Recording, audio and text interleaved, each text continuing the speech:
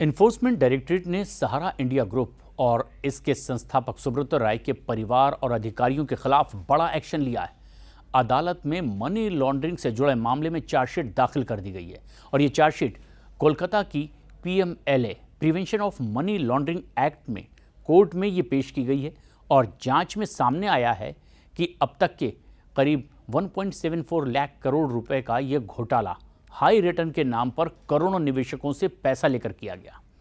आरोपियों ने निवेशकों का ये पैसा वापस नहीं किया और इस चार्जशीट में सुब्रत राय की पत्नी सपना, बेटा सुशांत राय, जेपी वर्मा, अनिल अब्राहम समेत कुछ और अन्य आरोपी भी शामिल हैं।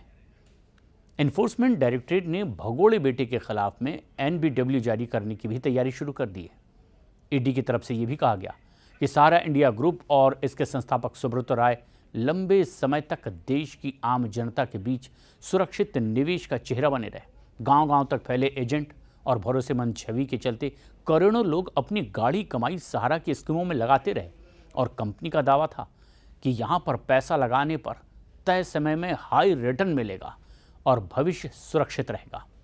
लेकिन वक्त के साथ साथ ये भरोसा सबसे बड़े वित्तीय घोटाले में बदल गया और ईडी की हालिया चार्जशीट ने इस घोटाले की परतों को फिर से खोल दिया है। कोलकाता की पीएमएलए कोर्ट में दाखिल इस चार्जशीट में सुब्रत राय की पत्नी सपना, उनका बेटा सुशांत राय, जेपी और अनिल अब्राहम समेत कई अधिकारियों को आरोपी बनाया गया है। ईडी का आरोप है कि करीब 1.74 लाख करोड़ रुपीस का ये निवेशकों की ओर से इकट्ठा किया गया था और ये रकम हाई रिटर्न और सुरक्षित बचत के नाम पर ली गई थी, लेकिन निवेशकों को उनका पैसा लौटाया ही नहीं गया। लेकिन सबसे चौंकाने वाली बात यह है कि सुब्रत राय का बेटा जो इस पूरे नेटवर्क का हिस्सा था, वो इस वक्त भगोड़ा है, भारत में है ही नहीं पिछले कई वक्त से। और ईडी ने यह बताया कि पूछताछ में शामिल होने से लगातार बच भी रहा है और अब एजेंसी उसके खिलाफ कोर्ट से गिरफ्तारी वारंट एनबीडब्ल्यू जारी करने की प्रक्रिया में है। और ये स्थिति साफ दिखाती है कि सहारा केस सिर्फ बीते वक्त की कहानी नहीं, बल्कि अभी भी इसकी लड़ाई जारी है। दरअसल सहारा के ने एक छोटे कस्बे और गांव में एजेंट नेटवर्क खड़ा कर लिया था और ये एजेंट्स लोगों को यकीन दिलाते थे कि सहारा की स्कीमें सरकारी मान्यता प्राप्त है और यहाँ पैसा लगाना सबसे सुरक्षित है।